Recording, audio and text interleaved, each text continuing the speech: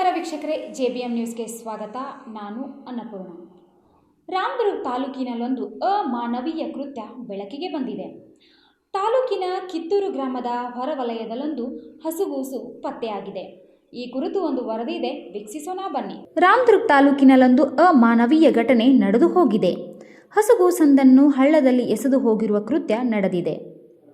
ಹೌದು ವೀಕ್ಷಕರೇ, ರಾಮದುರ್ಗ ತಾಲೂಕಿನ ಕಿತ್ತೂರು ಗ್ರಾಮದ ಹೊರವಲಯದಲ್ಲಿ ಈಗ ತಾನೇ ಜನಿಸಿದ ಗಂಡು ಮಗುವನ್ನು ಹಳ್ಳದಲ್ಲಿ ಎಸೆದು ಹೋಗಿರುವ ಪ್ರಕರಣವೊಂದು ಬೆಳಕಿಗೆ ಬಂದಿದೆ.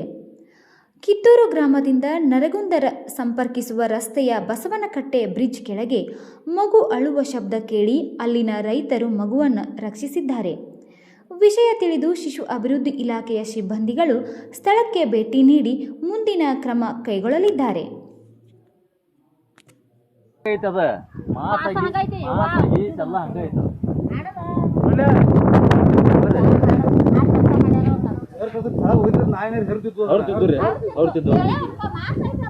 ಅದು ಬದುಕು ಆಸೆ ಐತೆ. ಅದಕ್ಕೆ ಭೂಮಿಯಾಗ ಆ ಕಂಟೆ ಹೋಗೋದು ನೋಡ್ಬೇಕಾದ್ರೆ ಸಾಯ್ಬೇಕದ. ಸೂರ್ಯನ ಹೋಗೋಲ್ಲ ಸಾವತಾವ ಅಲ್ರಿ.